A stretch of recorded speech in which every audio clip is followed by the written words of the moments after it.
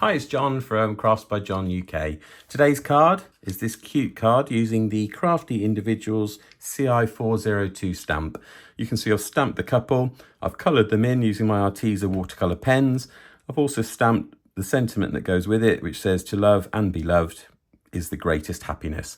I've mounted it on a black base. Obviously I've used some distress ink around the edge to create a little bit of distressing.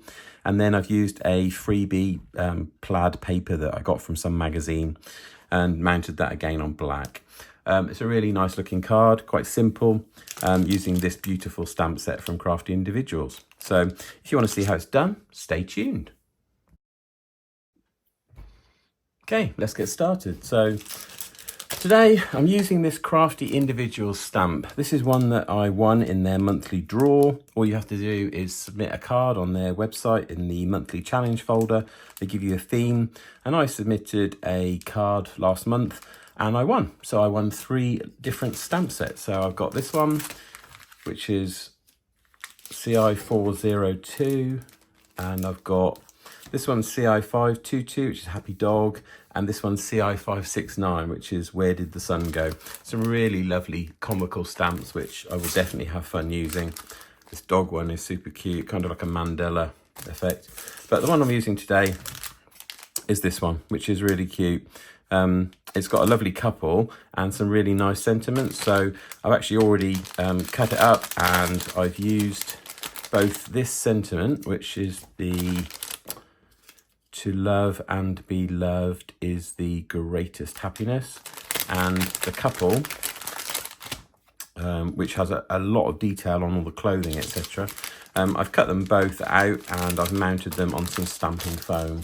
So I'm going to be using those today.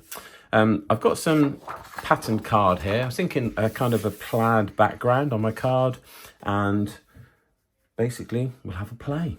So the paper I'm going to use today, it's my usual watercolour paper, which is a Cas Art Watercolour Smooth. Comes in packs of 50 sheets. It's about £10 a pack, 300 GSM, £140 paper. It's a really lovely paper, and I use this a lot of the time. This is the paper, and you can see it's got a really nice weave to it. So basically, I'm just going to cut a piece of that, approximately 12 by 17. So I'm going to be making a 7 by 5 inch card today. So I'm just going to pop that on here. I would normally cut this on my guillotine, but I hadn't actually done that in advance, so apologies. Right, let's just cut that out. So annoyingly, this cutting mat, which I love, isn't in centimetres, which is really helpful. So 12 by 17. Just going to actually mark that with a pencil. In fact, I'm going to do it a little bit smaller because I want to see more of the background. So I'm going to do 11. Sorry, this is maths. You probably didn't really sign up for maths, but hey, consider it a free lesson. 11 by 17. So let me just, so that's 17. I shall do 16, and I want to keep it on roughly the same line. So 16, somewhere around there. And basically what I'm going to do now, just mark that, is I'll literally just cut slightly inside of those pencil marks to make sure I don't get the pencil marks on my project. And likewise here. Now what I will do is I will just put this on the grid so that I can make sure I cut this level, because I think helpfully I've cut my other pencil line off. But the good thing about these grids, even if they're not in centimetres, there's always one to back up to. So if I want to cut here, even though there's no line there, I've got this line that I can butt my ruler up to and know that it's pretty much straight, which is good. Okay, keeping all my offcuts as I go. So hopefully we've ended up with a piece of card that's around 11 by 16. Yeah, absolutely perfect. Okay. What I'm going to do is I'm going to stamp this. In fact, I'm still thinking that's a bit big because I want quite a nice chunky border around it.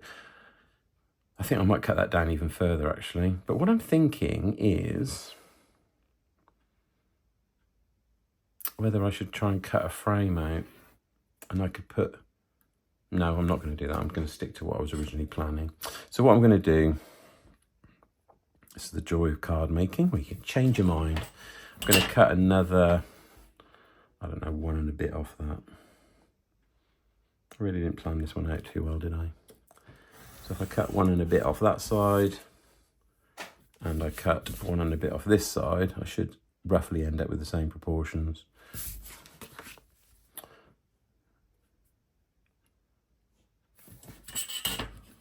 I just want to be able to see that background paper. And if I do it that big, by the time I mount this panel on top, there's going to be hardly anything left. Okay, that's better. And now you can see that kind of fits, which is much better. Okay, right, I'm going to take my stamping platform and we'll go straight in with stamping the image.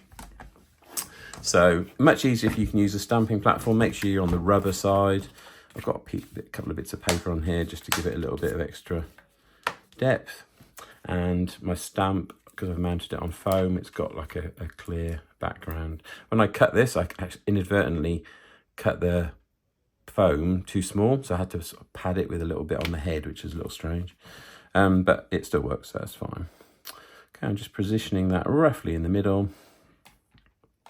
And then I will put that down.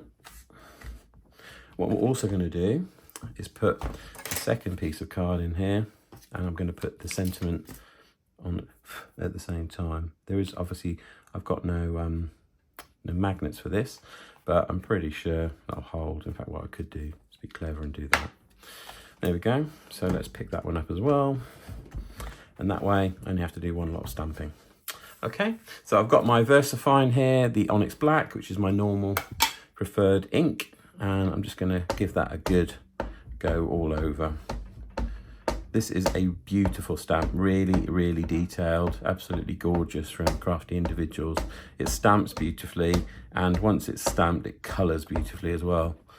I'm just going over that, all different angles, and I'm just going to go for it. So let's just pop that down, give it a moment to rest on the paper, let all the ink absorb in.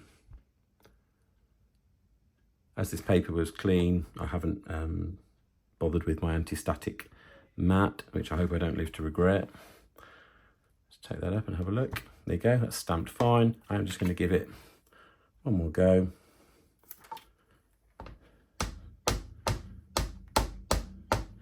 Just to make sure that's nice and dark.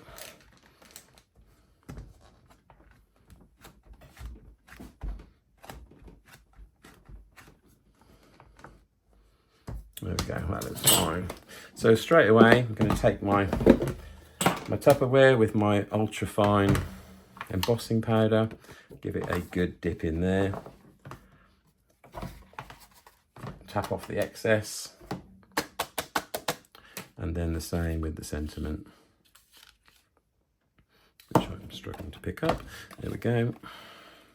And I'm going to do the sentiment just floating on a separate panel, so that will work out fine.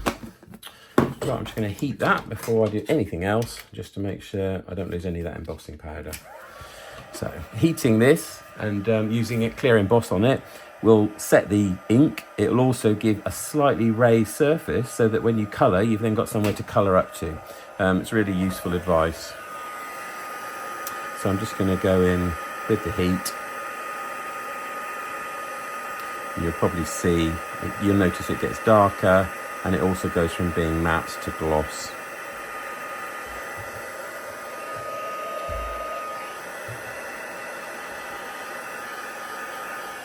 Heating both sides.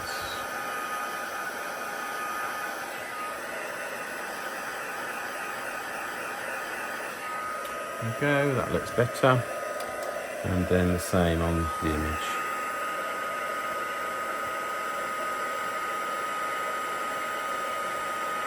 You can see what I mean about the detail on this stamp.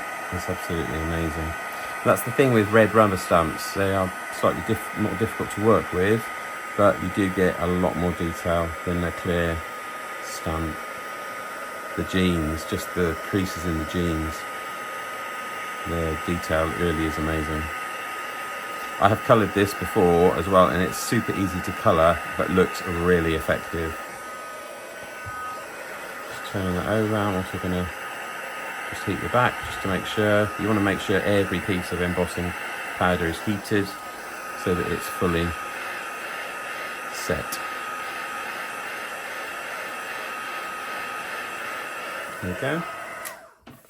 That's complete. So now our image, hopefully you can pick that out, is glossy and super dark. Okay, before I do anything else, I'm going to just give my stamps a clean with my damp cloth. Always good to clean them as you go along, and it preserves the life of the stamp as well. And it will ensure as well, if you clean them every time you use them, that you don't lose any of the detail. If you start to not clean them, they will get clogged up with ink. Okay, I'm just putting my clear film back on top. I should pop them back in their folder. I haven't used the other sentiments in this set yet, but there are some other lovely sentiments. And this is a really good image. I think you could use it for engagement cards. You could use it for just general cards, walk in the country. There's multiple uses for this, which is why it's such a good versatile set. Okay, just pop that back in its protective folder. Okay, we're not going to be using our stamping platform again. So next we will go straight in with our colouring. So for this, I'm going to use my Arteza watercolour pens. This comes in a set. I think this is a set of 96, maybe, I think each tray is 12, so no, set 48, sorry. And basically I'm just going to use pick out some colours to use. I've got this paper, so I want to try and colour match the paper a little bit. So I think we will use, that's jeans, so I'm definitely going to use kind of like a mid blue for the jeans, I guess. And probably this colour, which is called Night Sky Blue. That'll do for his jeans. And then I think her dress may be a kind of a dusky pink. I mean, having said that, that's quite a bright pink, I think, actually. Maybe, although I think pink could be a bit light. Maybe the green, actually. Let's give her kind of like an olive green dress. Maybe his t-shirt more of the pinky purple tone. Maybe, yeah, go for something a bit bright. And then we obviously will need a skin tone. And also hair colours. So let's go for a light brown and let's go for a grey. Okay, so I've got my pens, and the vital thing I need is my water pen as well. This is the basic one that came with the set. I have got a set of 3 more fancy water pens, but I must admit I've still just been using the basic one that came with it. I've got all these amazing tools, and then I'm still using the really most basic one, but it's kind of what you get used to. Right, I'm just going to give that a bit of a bend just to get it flat. I've got here a piece of kitchen towel, always handy when working with water pens, and I've also got an acrylic block, which I'm going to use as well. I'll just give that a wipe, actually, just to make sure that's got nothing left on it from previous cards. Okay, so I'm going to start off with probably his jeans. How I use these, I'm not absolutely sure it's the right way to do it, but I'll certainly show you how I do it. And I'm also going to zoom in just so you can see in a little bit more detail. There we go. So how I do it, I start off, I lay some colour down on the edges. Also where the creases are and the darker areas of colour. And what I do is I tend to pull the colour from those areas. So here, for instance, I would go over the pocket. I would follow the line of some of those creases, and I'd kind of go around the edges. Don't worry, you don't need to go right up to the edges yet. What we do, we then take our water pen, just make sure it's got some water on the nib, but you don't want loads. And we basically pull the colour from where we've laid it down. So I can straight away see I'm going to need more colour, but you can kind of see the effect I'm talking about, where you pull the colour from where you've laid it. So if you go in and just colour the whole thing, you're going to end up with a really flat, boring slab of blue. If you do this, because you're pulling the colour from where you laid it, you tend to get more variation, and you get the different layers, different tones within the colour. So you can see here, as I pull the colour away from this area, it reduces the intensity of that colour, but leaves it intense around the sides where I laid it down. That's how you end up with kind of light tones, dark tones. And with these pens, you don't need to go over it and layer it. I'm really sorry, I don't know what happened there, but my camera stopped filming whilst I was colouring, so that's really clever. I'm just literally tidying up my water brush because it's got a little stray. What I've done while it wasn't working, I finished the jeans. I've also laid down some colour on the pink, the skin tone. I've now mixed my ginger with my skin tone just to create a slightly darker colour. I'm just going to go in there and just kind of add a little bit of shadow in around the edges in the darker areas. And what I'll do is I'll just finish and smooth that off once I've done it. So I'm adding some darker tone kind of like between her legs where the shadow would be from the light, and at the top and the bottom. What I'll do now is I'll just clean that off, and then I'll go in with mainly water just to kind of smooth that slightly darker area in.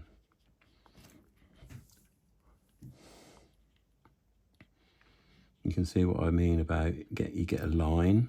We don't want that line, but we do want the variation in colour. So I'm just now going over it and blending it.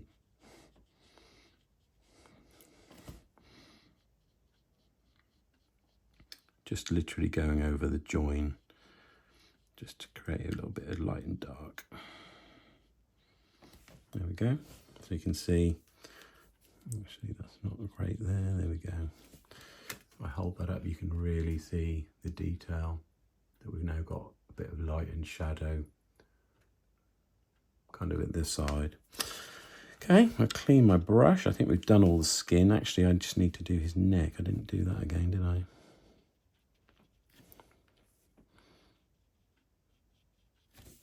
Let me just chuck a bit of ginger on there. I'll darken that up a little bit and then just mix that in. There we go. Cool. Okay. Now his shirt, which is this really bright colour. Again, following the same principle, I'm just going to go kind of over the lines of the shirt because that's where the darkness of the colour would be, in the creases where the light doesn't get. I'm just going to go around the top. It's a hell of a colour.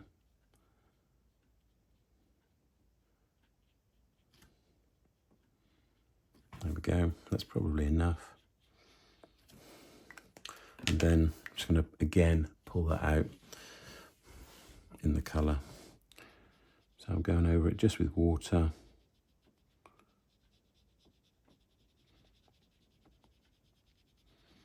So I'm looking for muted tones really on this to match the backing paper that I'm going to be using.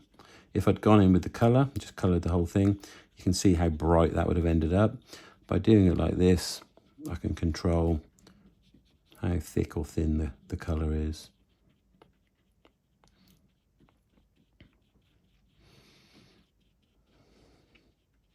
And so you can see, because you've got all this water on the brush, where you drop the brush, it leaves colour. Where you smooth out, obviously, it evens out that colour.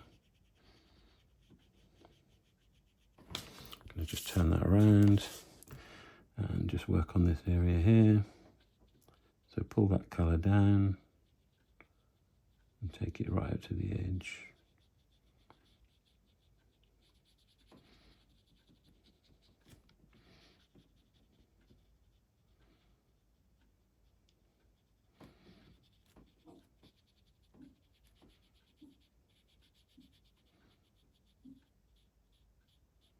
There we go. So his shirt, I will probably just go in with a little bit more colour, just on some of those creases. And then again, just briefly flatten that out, just to kind of even out, just to give it a little bit more colour.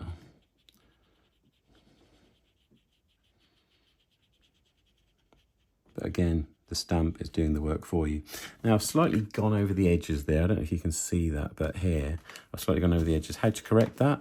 Just take all the colour off your brush, so squeeze your water brush and give it a good clean, and then just dry it a little bit, and then just go over the bit that's gone onto the paper.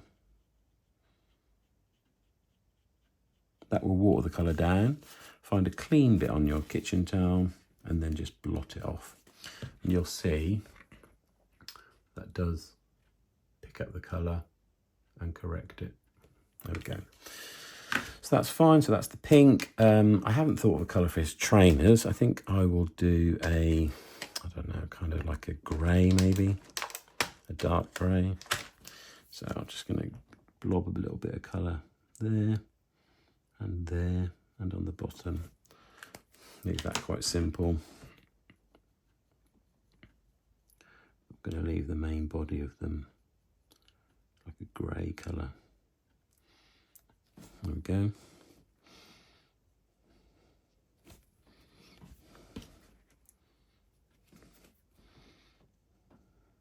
And that's another way you can do it. You can just colour and take colour off. All that's left to do now really is her shoes, which I'm going to do a brown because I want decent colour there. I'm just going to actually just colour it directly with the brush. There's not an awful lot to do there. And I'm then going to do her hair.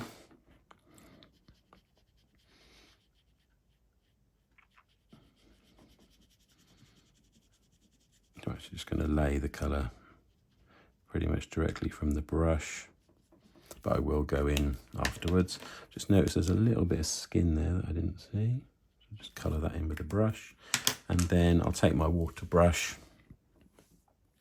and I'll just go over her hair just to make sure that's all coloured.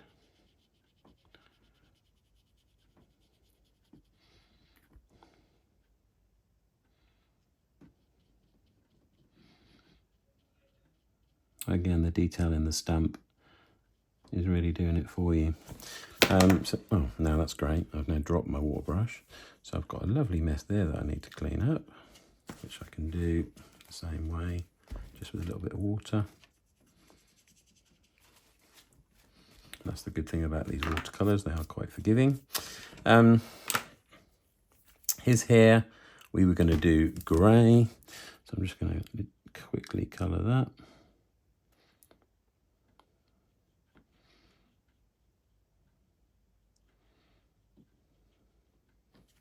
And then also I'll just give these trainers a little bit more colour. Okay, so that's him and her pretty much coloured. I'm just looking at this and noticing this line, which I'm not liking. So I'm just going to go in and smooth that out a little bit. There we go, that's better. So you can see we've now coloured that. Hopefully you can pick up all the detail there. That's looking pretty good. It's got a little bit of colour there, which I'm just going to get rid of. As long as your brush is clean and your kitchen towel is clean, which this piece is less and less, you should be okay. Okay, so that's quite good. Actually, what I will do before I finish is I'm just going to create a bit of back base, because this card has got a little bit of, this stamp, sorry, has got a little bit of green at the bottom. But what I'm going to do is I'm just going to lay down some olive.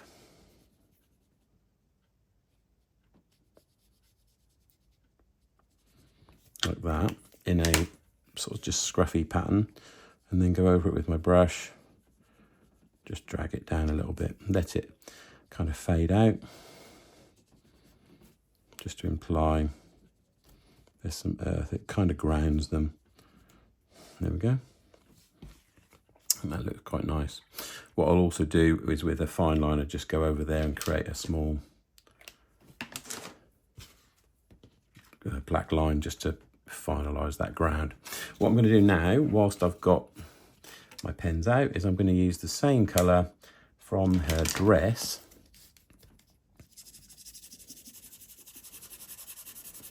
On here. Just going to lay down some basic colour like that, and then just run that out with the water pen.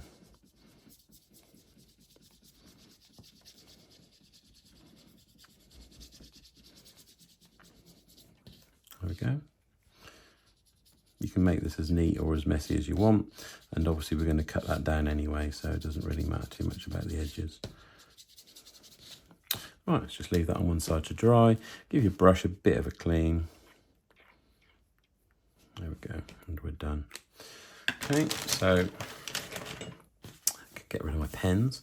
What I'm going to do now, I'm just going to clean this, is I'm just going to go around the edges slightly.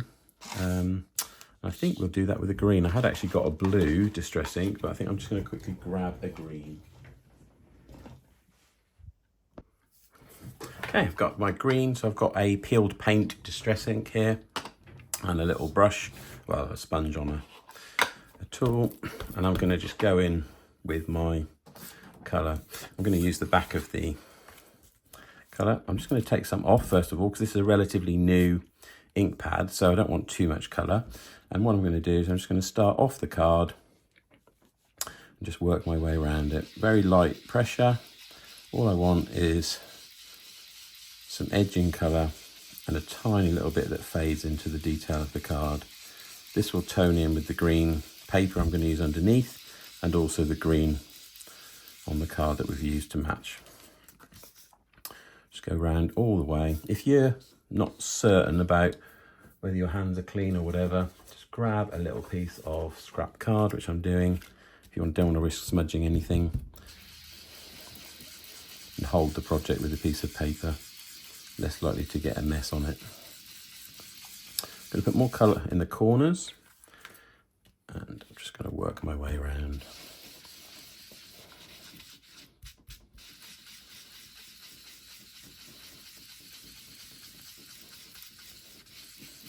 And you'll notice I changed direction. I'm always pulling away from the centre of the card. If I'm doing the top, I'm going clockwise. If I'm doing the bottom, I'm going anti-clockwise.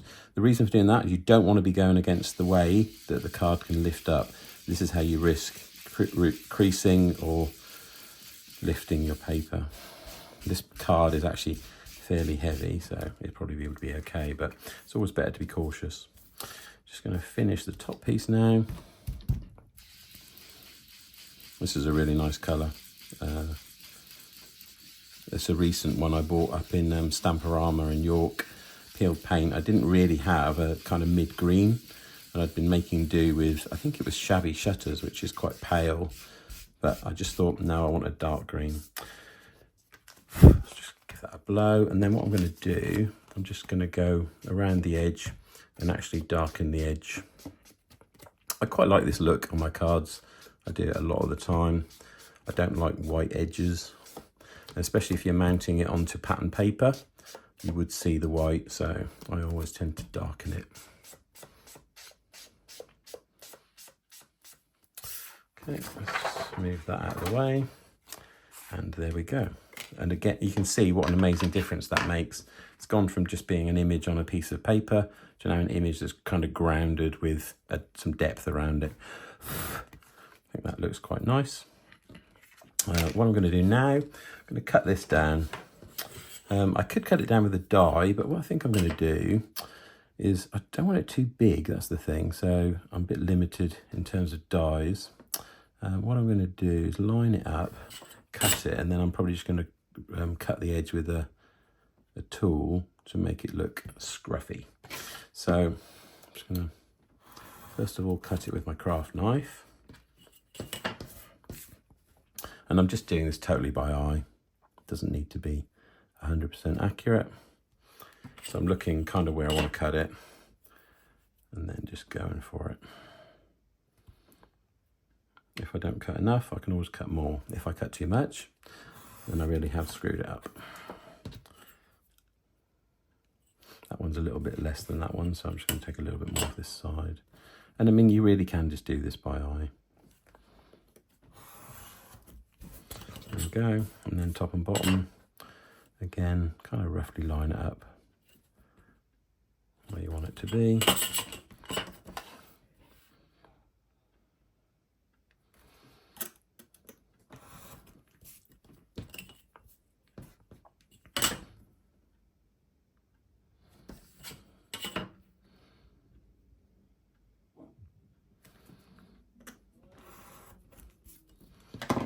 go. That's done. And then you can see that's got that green tone on it. What I will do now, just use the remaining ink on my blender to just kind of darken those edges so it matches the other piece of the card, ties the whole thing together.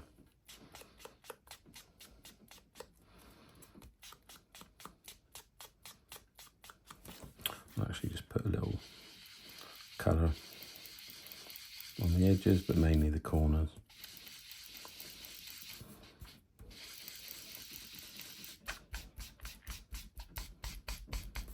Just create a 3D effect. Kind of brings your cards to life. There we go. So, all right, let me just wipe that because I've used ink in the middle of my mat, which I don't normally do. Just give that a quick clean. And then we can put our card together. Just need to dry that.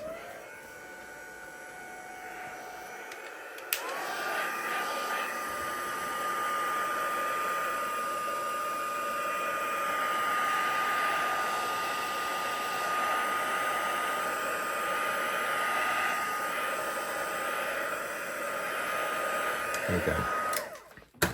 So let's have a look what that looks like. So I've got my plaid paper, which is quite nice. And obviously we've got our image that's going to sit on it. And you can see the greens really work well together. I'm imagining something like this, so it would sit kind of like that. What I'm going to do is I'm going to back this and I'm going to back that, probably with black and then onto the plaid paper. Now, I'm kind of thinking, I wonder if green would look good, but if I do green, I've then got the green edge on the green that's on green. So I think I'm going to go with black actually, which was the original plan. So let's have a look. I'm looking in my little scraps pile. I've got a couple of pieces here of black. It's probably just about big enough for that. So first of all, I'm just going to mount this. I will do this with double-sided. So I've got my double-sided tape and I'll just go all around the edge. And just stick this down.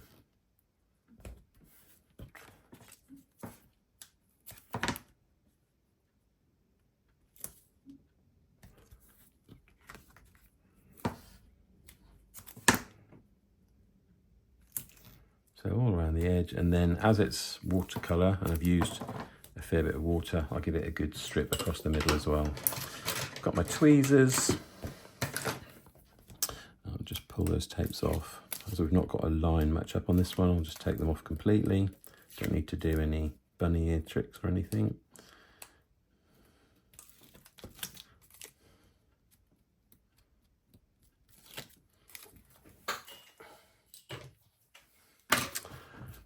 So let's find a square corner that's not damaged, and then I will just literally pop that on and line that up roughly by eye. Turn that over, press that down, and then we'll cut that to size.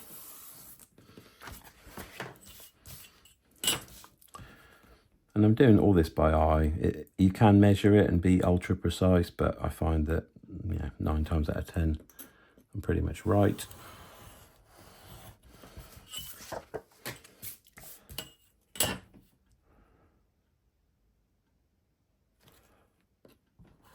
Always support what you're cutting at the last moment, because when you get into that last bit, you'll often find it will ping away like that. You end up with a slightly uneven cut. Okay, so that's our main image mounted, and then we just need to do the same with the little bit. I don't know that this piece I've got here is actually big enough. Oh yeah, actually it's just fine. So let's do the same with that.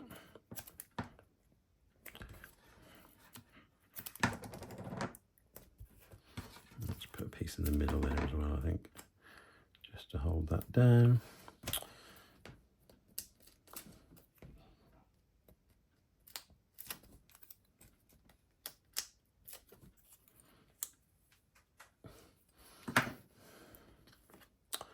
Need to make sure we've got a square edge, which we have. There we go, I'll pop that on there, literally press it down, and then we just need to trim that. Again, by eye.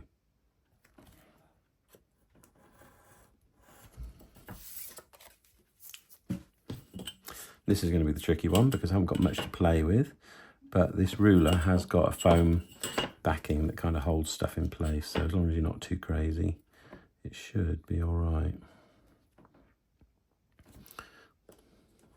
No, that's not going to work. So what I will do instead is get my handy Tim Holtz tonic scissors that are really long.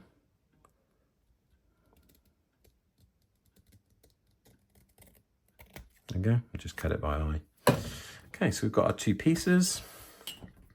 What we need to do now is cut our panel.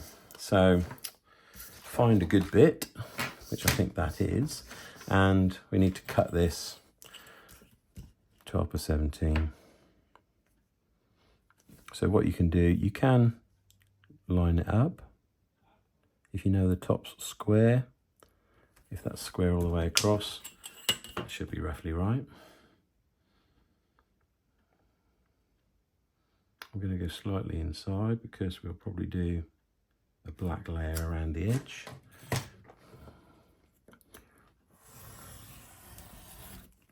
And this was a freebie paper pad that I got in some magazine, I think. Simply Cards and Papercraft. There we go, so that's slightly under 12, which is fine. And then again, lay your ruler down so you know where the 17 is roughly, and just pop it onto your grid. I mean, if you've got a cutting mat that is centimetres, good for you. If you haven't, you can use just a grid line and know roughly where it is. So my 17 is there, so I need to just be slightly to the right of that line. I'm going to go there. I'm not absolutely sure that one was right, but hey. So that is 16.6, and the bottom is 16 point pretty much 6. I think I might actually just trim that to the bottom of that pattern. There we go. Just to even that off. There we go. So we should now have a panel that's pretty much the right size. I'm just going to quickly grab my card blank, which will be a 7 by 5 inch, just to have a look and see what that looks like. So let's just fold that, and I'll use my bone folder just to make sure that that's properly creased.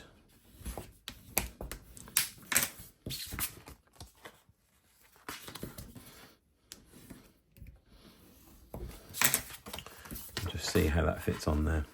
So that's fine. It's a little bit short long ways, but I will also back it in black, so that will fix that. Okay, just noticing this isn't absolutely square, so I need to just fix that.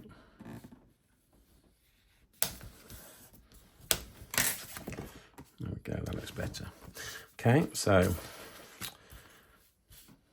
you can see that's going to look quite nice.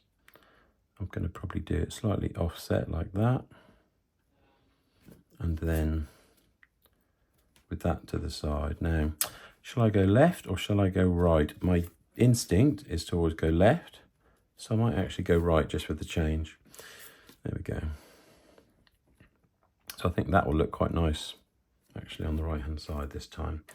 Okay, again, in with our double-sided. And you could lift this. On a previous card I made, I did actually put foam pads and lift it up. What I might do on this one is just lift the sentiment up, just so it sits above the picture as they're kind of overlapping. That just gives it a little bit more interest. But the main image, I think I will actually mount flat on the paper. I'm quite glad to be using some of my pattern paper because I have got a mountain of it. I'm going to do bunny ears this time because I just need to be able to give that a little wiggle if I don't get it in the right place.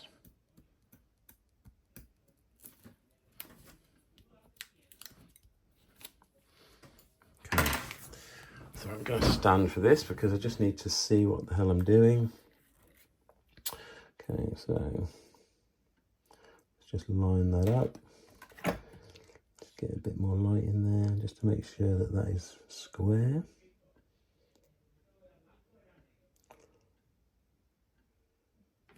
think that's it.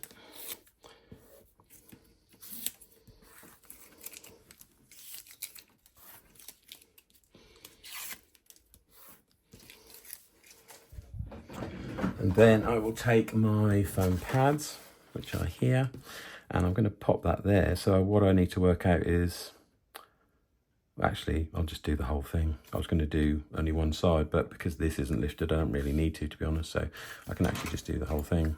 So I'll just take a few foam pads, blob one in the middle, basically the corners.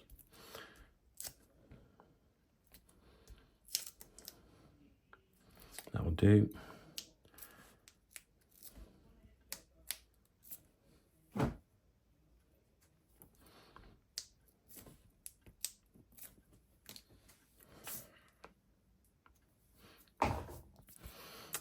And then again, let's make sure we get that in the right place and that it's square.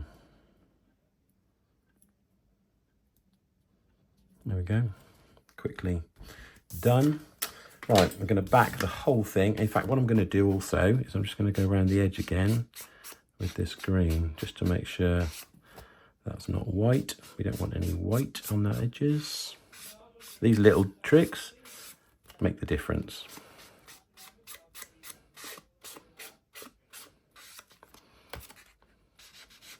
No, I'm not using any more ink, just using the residue of the ink that was on there before. It's more than enough just to cover the edge. And then I can take a black piece of card. Is this piece big enough? Annoyingly, not quite. So I will grab another piece of black card or paper. And then let's just do our final layer. This matting and layering really does make a difference once you put the whole card together. Although it's a lot of effort in terms of tape and layers, etc., it really does finish the card off. Makes it look really professional. Well, I say all this in my opinion.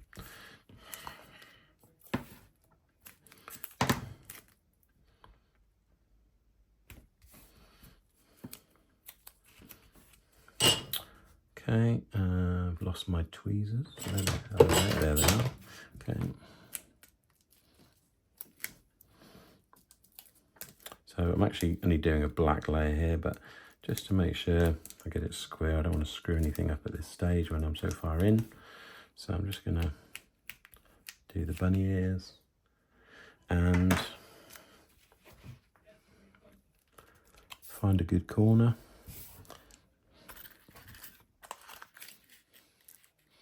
And I'm trying to match up roughly the same size as the black borders I've used on the card. There we go.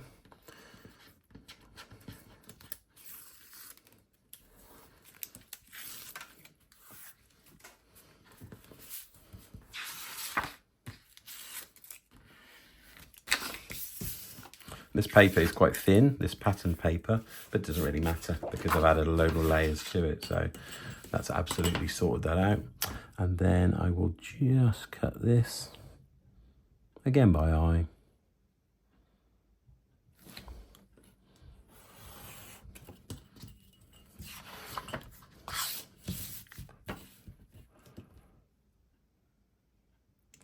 And kind of ties up. So you've now got 3 layers with a similar green border and a black frame. Kind of makes the whole card work together. And then for our final layer, we will just double-sided tape. I can find the end. Let's stick that onto our card blank, and I think that is going to look quite nice. It's a nice card, nice stamp. You could use it lots of different occasions, really. The sentiment is really sweet. You could use it for engagement, I guess. You could use it just to say hello to a couple, and basically multiple different occasions. I will just finish this and then mount it on a card blank.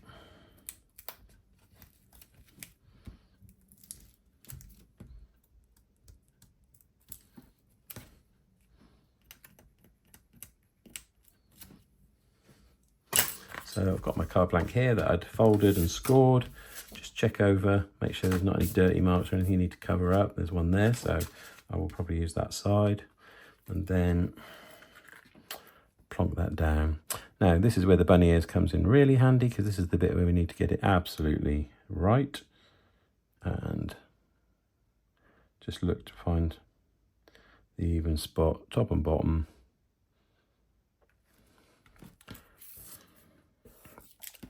And then press it down.